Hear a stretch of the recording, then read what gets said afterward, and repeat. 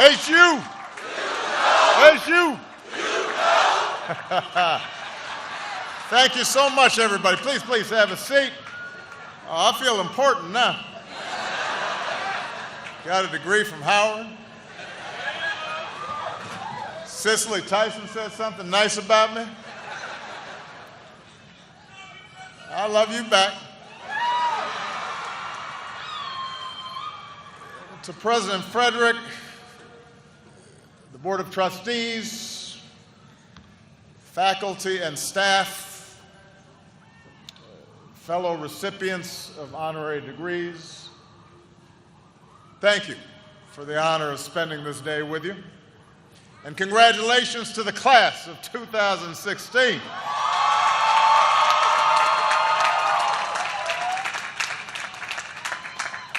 Four years ago, back when you were just freshmen, I understand many of you came by my house the night I was reelected.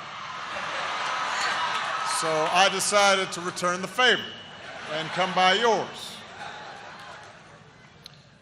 To the parents, the grandparents, aunts, uncles, brothers, sisters, all the family and friends who stood by this class, cheered them on, helped them get here today.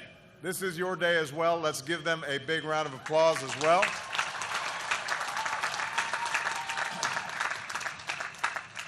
I'm not trying to stir up any rivalries here. I just want to see who's in the house. We got Quad,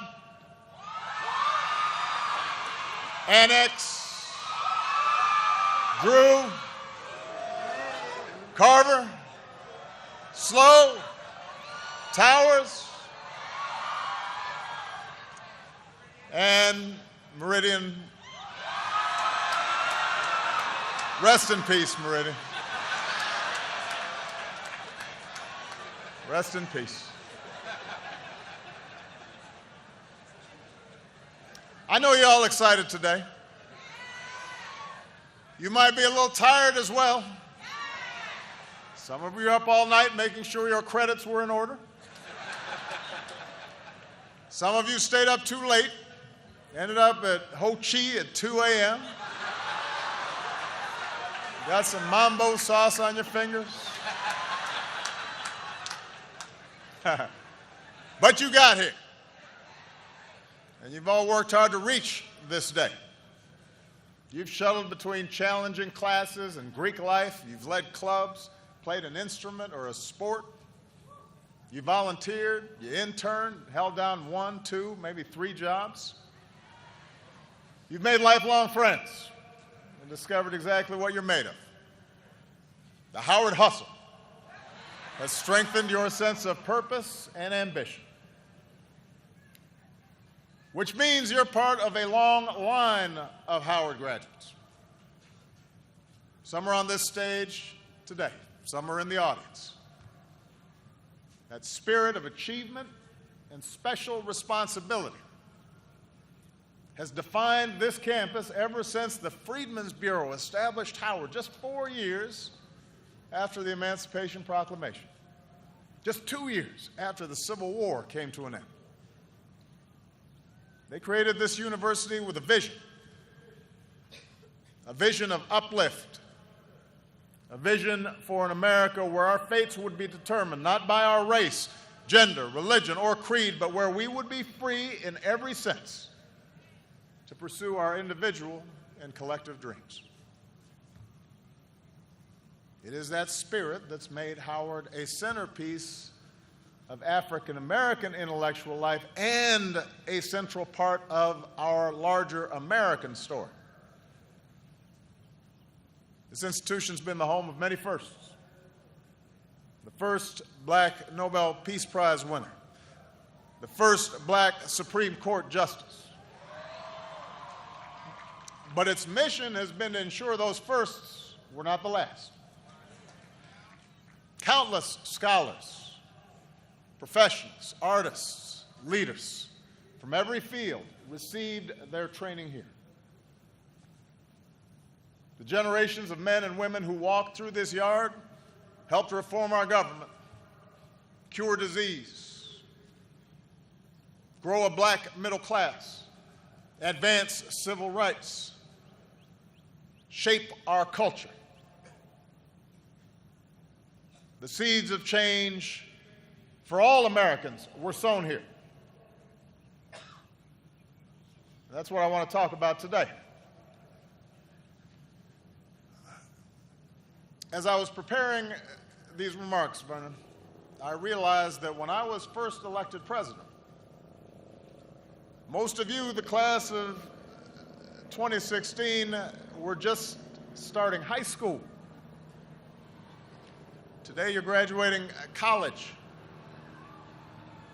I used to joke about being old.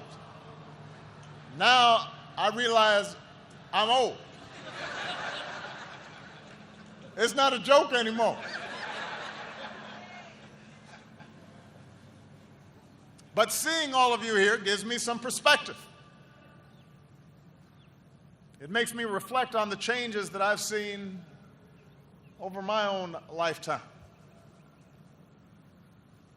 So let me begin with what may sound like a controversial statement. A hot take. Given the current state of our political rhetoric and debate, let me say something that may be controversial, and that is this. America is a better place today than it was when I graduated from college. Let me repeat. America is by almost every measure better than it was when I graduated from college. It also happens to be better off than when I took office, but that's a longer story.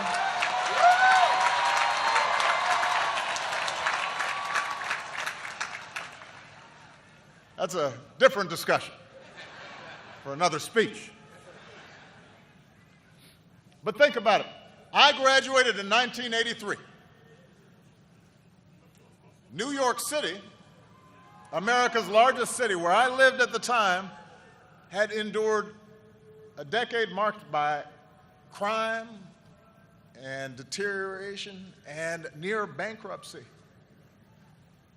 And many cities were in similar shape. Our nation had gone through years of economic stagnation, the stranglehold of foreign oil, a recession where unemployment nearly scraped 11%. The auto industry was getting its clock cleaned by foreign competition. And don't even get me started on the clothes and the hairstyles. I've tried to eliminate all photos of me from this period. I thought I looked good. I was wrong. Since that year, since the year I graduated, the poverty rate is down. Americans with college degrees, that rate is up.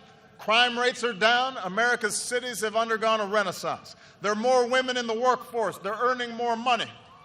We've cut teen pregnancy in half. We've slashed the African-American dropout rate by almost 60%. And all of you have a computer in your pocket that gives you the world at the touch of a button. In 1983, I was part of fewer than 10% of African Americans who graduated with a bachelor's degree. Today, you're part of more than 20% who will. And more than half of blacks say we're better off than our parents were at our age, and that our kids will be better off too. So America is better. And the world is better too. A wall came down in Berlin. An iron curtain was torn asunder. The obscenity of apartheid came to an end. A young generation in Belfast and London have grown up without ever having to think about our IRA bonds. In just the past 16 years, we've come from a world without marriage equality to one where it's a reality in nearly 24 countries. Around the world, more people live in democracies. We've lifted more than 1 billion people from extreme poverty. We've cut the child mortality rate worldwide by more than half. America's better.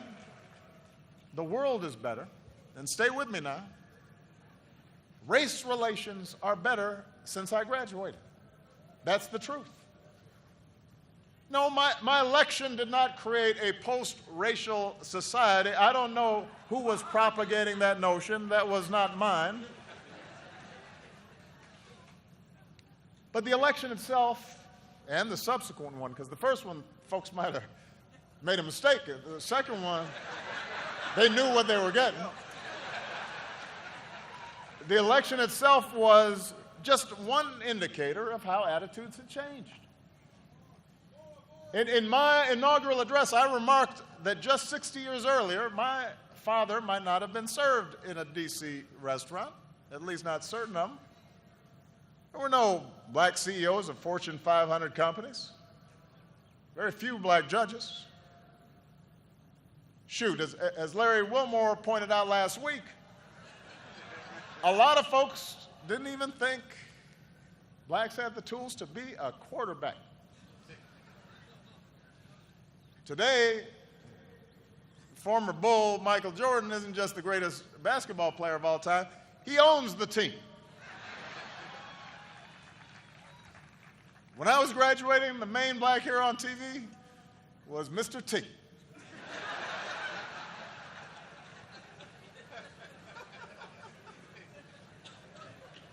Rap and hip-hop were counterculture, underground. Now Shonda Rhimes owns Thursday Night, and Beyonce runs the world.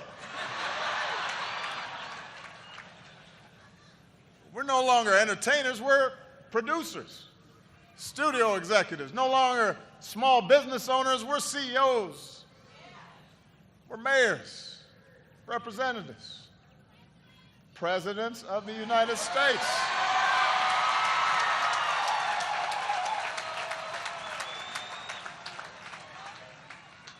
Now, I am not saying gaps do not persist. Obviously, they do. Racism persists. Inequality persists. Don't worry, I'm going to get to that. But I wanted to start class of 2016 by opening your eyes to the moment that you are in. If you had to choose one moment in history in which you could be born, and you didn't know ahead of time who you were going to be, what nationality, what gender, what race, whether you'd be rich or poor, gay or straight, what faith you'd be born into, you wouldn't choose 100 years ago. You wouldn't choose the 50s or the 60s or the 70s. You choose right now. If you had to choose a time to be, in the words of Lorraine Hansberry, young, gifted, and black in America, you would choose right now.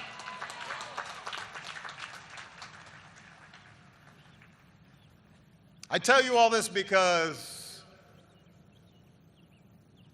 it's important to note progress. Because to deny how far we've come would do a disservice to the cause of justice, to the legions of foot soldiers, to not only the incredibly accomplished individuals who've already been mentioned, but your mothers and your dads and grandparents and great-grandparents who marched and toiled and suffered and overcame to make this day possible. I tell you this not to lull you into complacency, but to spur you into action. Because there's still so much work to do, so many more miles to travel. And America needs you to gladly, happily take up that work. You all have some work to do. So enjoy the party, because you're going to be busy.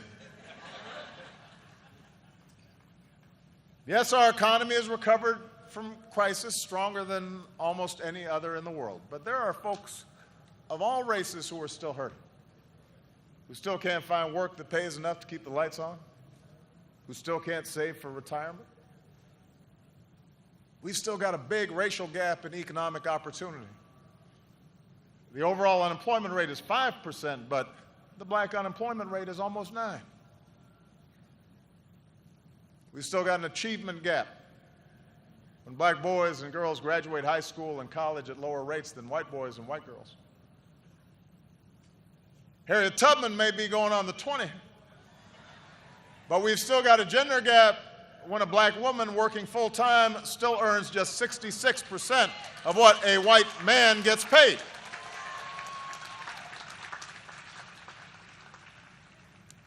We've got a justice gap when too many black boys and girls pass through a pipeline from underfunded schools to overcrowded jails. This is one area where things have gotten worse. When I was in college, about 500,000 people in America were behind bars. Today, there are about 2.2 million. Black men are about 6 times likelier to be in prison right now than white men. Around the world, we've still got challenges to solve that threaten everybody in the 21st century. Old scourges like disease and conflict, but also new challenges from terrorism and climate change. So make no mistake, class of 2016, you've got plenty of work to do. But as complicated and sometimes intractable as these challenges may seem, the truth is that your generation is better positioned than any before you to meet those challenges, to flip the script. Now, how you do that, how you meet these challenges, how you bring about change, will ultimately be up to you. My generation, like all generations, is too confined by our own experience, too invested in our own biases, too stuck in our ways to provide much of the new thinking that will be required. But us old heads have learned a few things that might be useful in your journey. So with the rest of my time, I'd like to offer some suggestions for how young leaders like you can fulfill your destiny and shape our collective future. Bend it in the direction of justice and equality and freedom. First of all, and this should not be a problem for this group, be confident in your heritage.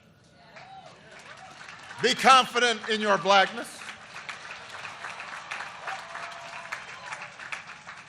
One of the great changes that's occurred in our country since I was your age is the realization there's no one way to be black.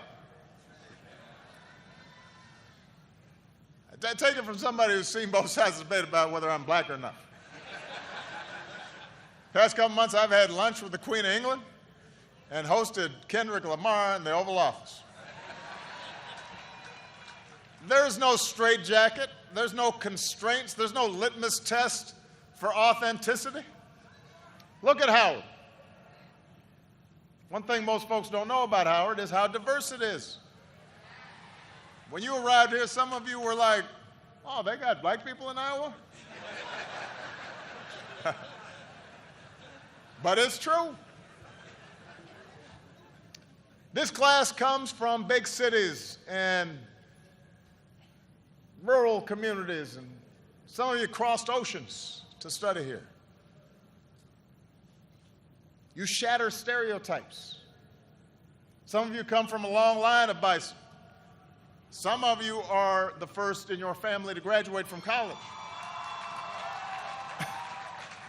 You all talk different. You all dress different.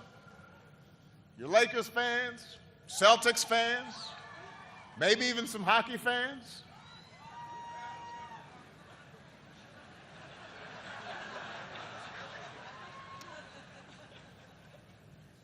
And because of those who come before you, you have models to follow.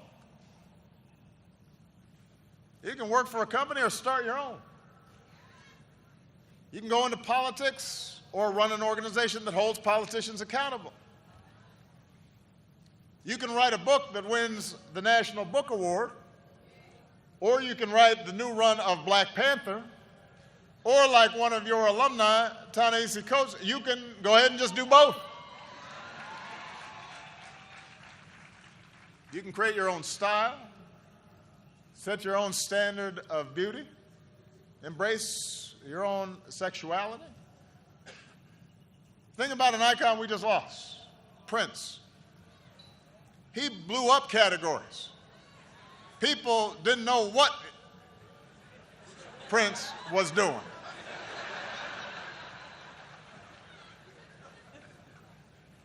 And folks loved him for it. You need to have the same confidence. Or as my daughters tell me all the time, you be you, Daddy. Sometimes Sasha puts a variation on it. You do you, Daddy. And because you're a black person doing whatever it is that you're doing, that makes it a black thing. Feel confident. Second, even as we each embrace our own beautiful, unique, and valid versions of our blackness, remember the tie that does bind us as African Americans.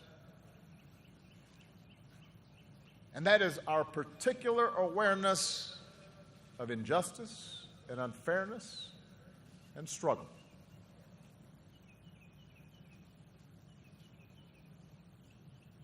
That means we cannot sleepwalk through life. We cannot be ignorant of history. We can't meet the world with a sense of entitlement. We can't walk by a homeless man without asking why a society as wealthy as ours allows that state of affairs to occur. We can't just lock up a low-level dealer without asking why this boy, barely out of childhood, felt he had no other options. We have cousins and uncles and brothers and sisters who we remember were just as smart and just as talented as we were, but somehow got ground down by structures that are unfair and unjust. And that means we have to not only question the world as it is and stand up for those African Americans who haven't been so lucky. Because yes, you've worked hard, but you've also been lucky. That's a pet peeve of mine, people who've been successful and don't realize they've been lucky. That God may have blessed them. It wasn't nothing you did. So don't have an attitude.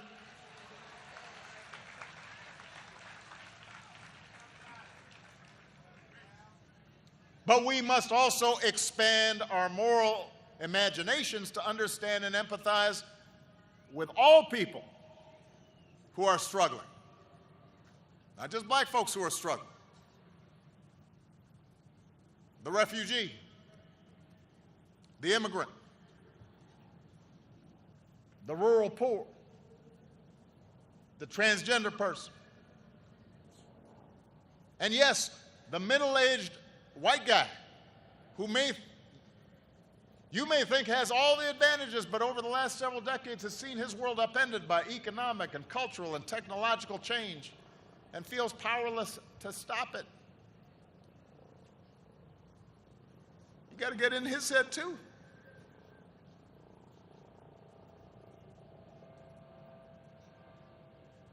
Number 3, you have to go through life with more than just passion for change. You need a strategy. I'll repeat that. I want you to have passion. You have to have a strategy. Not just awareness, but action. Not just hashtags, but votes.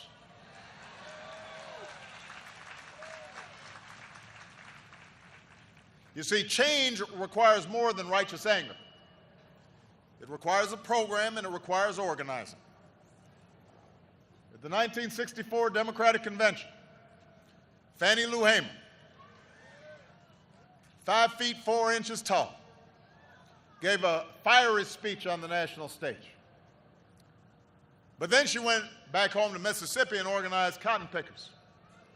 And she didn't have the tools and technology where you can whip up a movement in minutes. She had to go door to door. And I'm so proud of the new guard of black civil rights leaders who understand this.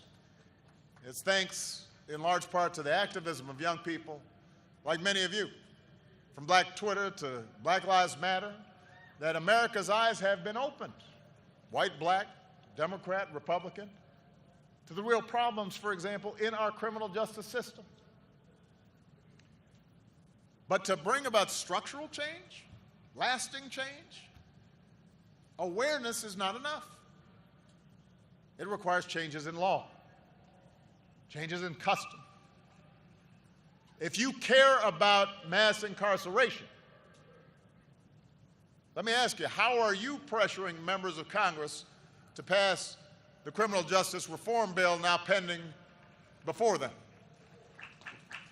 If you care about better policing, do you know who your district attorney is? Do you know who your state's attorney general is? Do you know the difference? Do you know who appoints the police chief and who writes the police training manual? Find out who they are, what their responsibilities are. Mobilize the community, present them with a plan, work with them to bring about change, hold them accountable if they do not deliver. Passion is vital, but you got to have a strategy. And your plan better include voting. Not just some of the time, but all of the time.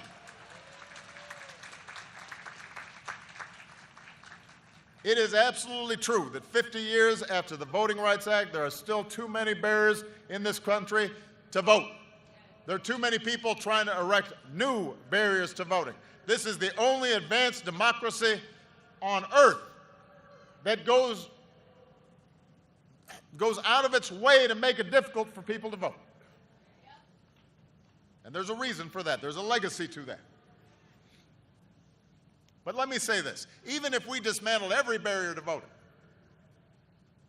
that alone would not change the fact that America has some of the lowest voting rates in the free world.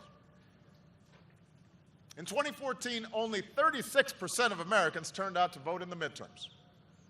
Second lowest participation rate on record. Youth turnout, that would be you, was less than 20%. Less than 20%. 4 out of 5 did not vote. In 2012, nearly 2 in 3 African Americans turned out. And then in 2014, only 2 in 5 turned out. You don't think that made a difference in terms of the Congress I've got to deal with? And then people are wondering, well, how come Obama hadn't gotten this done? How come he didn't get that done? You don't think that made a difference? What would have happened if you had turned out at 50, 60, 70% all across this country? People try to make this political thing really complicated. They're like, well, what kinds of reforms do we need? And how do we need to do that? And what? You know what? Just vote. It's math. If you have more votes than the other guy, you get to do what you want.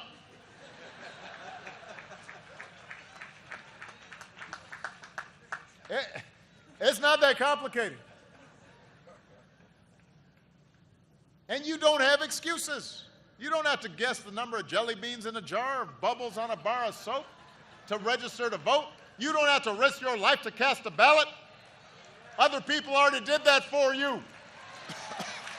Your grandparents, your great-grandparents might be here today. They were working on it. What's your excuse?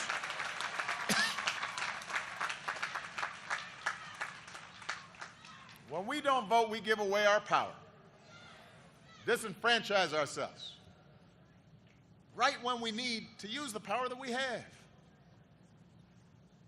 right when we need your power to stop others from taking away the vote and rights of those more vulnerable than you are, the elderly and the poor, the formerly incarcerated trying to earn their second chance. So you got to vote all the time, not just when it's cool, not just when it's time to elect a president, not just when you're inspired. It's your duty. When it's time to elect a member of Congress or a city councilman or a school board member or a sheriff. That's how we change our politics, by electing people at every level who are representative of and accountable to us. It is not that complicated. Don't make it complicated. And finally, change requires more than just speaking out. It requires listening as well. In particular, it requires listening to those with whom you disagree and being prepared to compromise. You know, when I was a state senator, I helped pass Illinois' first racial profiling law and one of the first laws in the nation requiring the videotaping of confessions in capital cases. And we were successful because early on, I engaged law enforcement. I didn't say to them, "Oh, you guys are so racist, you need to do something." I understood, as many of you do, that the overwhelming majority of police officers are good and honest and courageous and fair and love the communities they serve. And we knew there were some bad apples, and that even good cops with the best of intentions, including, by the way, African-American police officers, might have unconscious biases, as we all do. So we engaged, and we listened, and we kept working until we built consensus. And because we took the time to listen, we crafted legislation that was good for the police because it improved the trust and cooperation of the community, and it was good for the communities who were less likely to be treated unfairly. And I can say this unequivocally. Without at least the acceptance of the police organizations in Illinois, I could never have gotten those bills passed. It's very simple. They would have blocked them. The point is, you need allies in a democracy. That's just the way it is. It can be frustrating and it can be slow. But history teaches us that the alternative to democracy is always worse. That's not just true in this country. It's not a black or white thing. Go to any country where the give and take of democracy has been repealed by one-party rule, and I will show you a country that does not work. And democracy requires compromise. Even when you are 100% right. This is hard to explain sometimes. You can be completely right, and you still are going to have to engage folks who disagree with you. If you think that the only way forward is to be as uncompromising as possible, you will feel good about yourself. You will enjoy a certain moral purity, but you're not going to get what you want. And if you don't get what you want long enough, you will eventually think the whole system is rigged. And that will lead to more cynicism and less participation and a downward spiral of more injustice and more anger and more despair. And that's never been the source of our progress. That's how we cheat ourselves of progress. You know, we remember Dr. King's soaring oratory. The power of his letter from a Birmingham jail. The marches he led, but he also sat down with President Johnson in the Oval Office to try and get a Civil Rights Act and a Voting Rights Act passed. And those two seminal bills were not perfect, just like the Emancipation Proclamation was a war document as much as it was some clarion call for freedom. Those mileposts of our progress were not perfect. They did not make up for centuries of slavery or Jim Crow or eliminate racism or provide for 40 acres and a mule. But they made things better. And you know what? I will take better every time. I always tell my staff, better is good. Because you consolidate your gains and then you move on to the next fight from a stronger position. Brittany Packman, a member of the Black Lives Matter movement and Campaign Zero, one of the Ferguson protest organizers, she joined our task force on 21st century policing. Some of her fellow activists questioned whether she should participate. She rolled up her sleeves. She sat at the same table with big city police chiefs and prosecutors, and because she did, she ended up shaping many of the recommendations of that task force. And those recommendations are now being adopted across the country. Changes that many of the protesters called for. If young activists like Brittany had refused to participate out of some sense of ideological purity, then those great ideas would have just remained ideas. But she did participate, and that's how change happens. America is big, and it is boisterous, and it is more diverse than ever.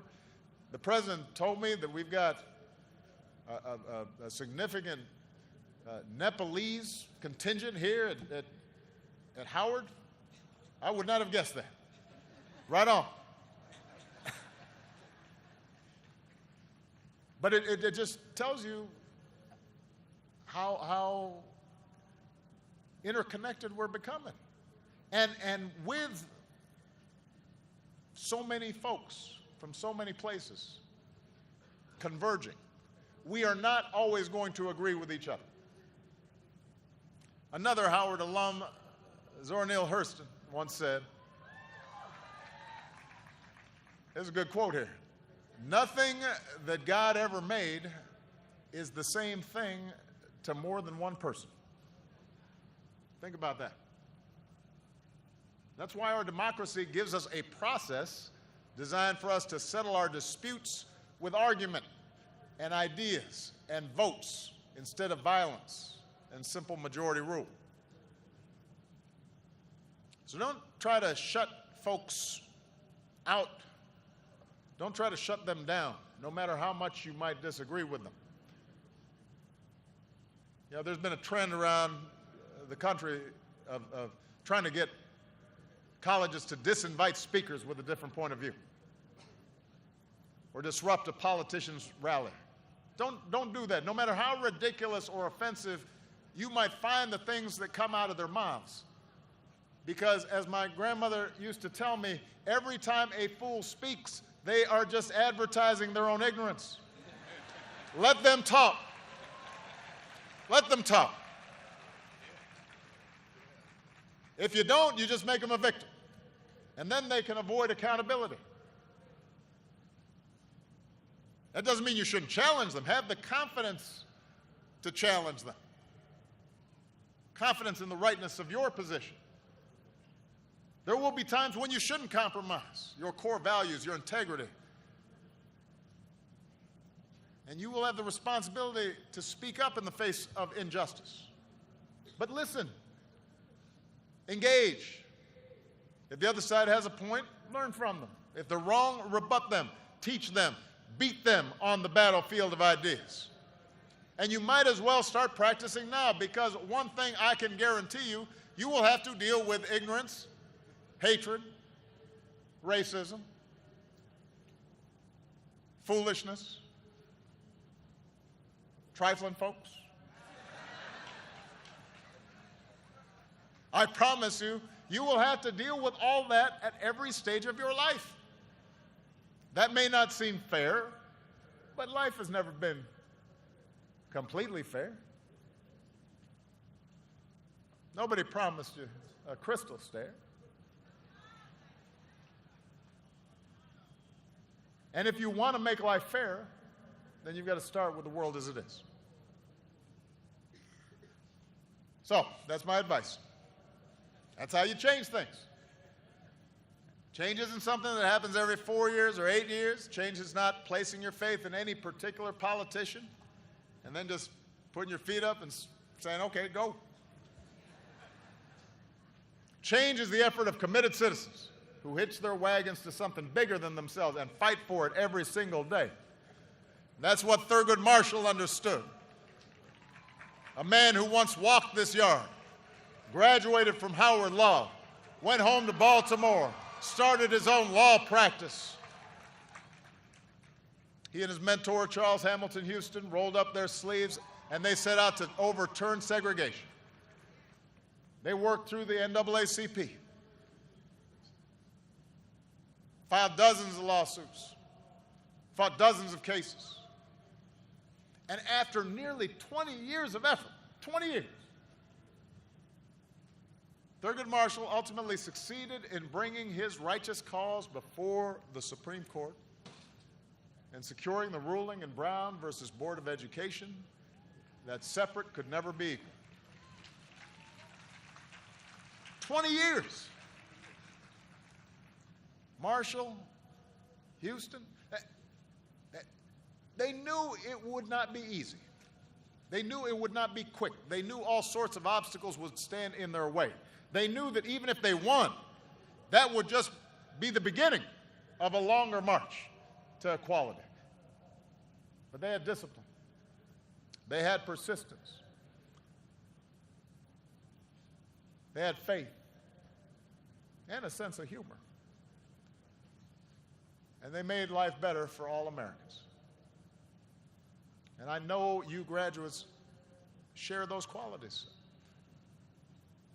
I know it because I've learned about some of the young people graduating here today. There's a young woman named Sierra Jefferson who's graduating with you.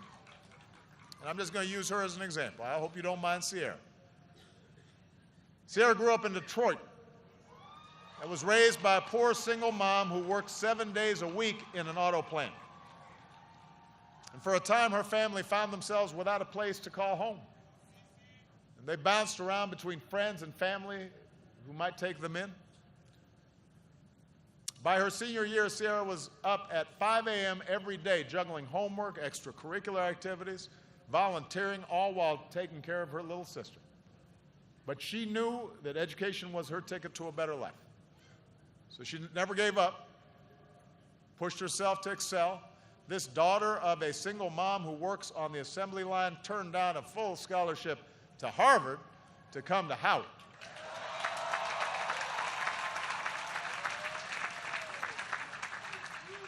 And today, like many of you, Sierra's the first in her family to graduate from college. And then she says she's going to go back to her hometown just like Thurgood Marshall did, to make sure all the working folks she grew up with have access to the health care they need and deserve. As she puts it, she's going to be a change agent. She's going to reach back and help folks like her succeed. And people like Sierra are why I remain optimistic about America. Young people like you are why I never give in to despair. James Baldwin once wrote, "Not everything that is faced can be changed, but nothing can be changed until it is faced." Graduates, each of us is only here because someone else faced down challenges for us. We are only who we are because someone else struggled and sacrificed for us. That's not just Thurgood Marshall's story or Sierra's story or my story or your story. That is the story of America. Story whispered by slaves in the cotton fields. The song of marchers in Selma. The dream of a king in the shadow of Lincoln. The prayer of immigrants who set out for a new world. The roar of women demanding the vote. The rallying cry of workers who built America. And the GIs who bled overseas for our freedom. Now it's your turn. And the good news is you're ready. And when your journey seems too hard, And when you run into a chorus of cynics who tell you that you're being foolish to keep believing, or that you can't do something, or that you should just give up, or you should just settle, you might say to yourself a little phrase that I found handy these last 8 years. Yes, we can. Congratulations, class of 2016. Good luck. God bless you. God bless the United States of America. I'm proud of you.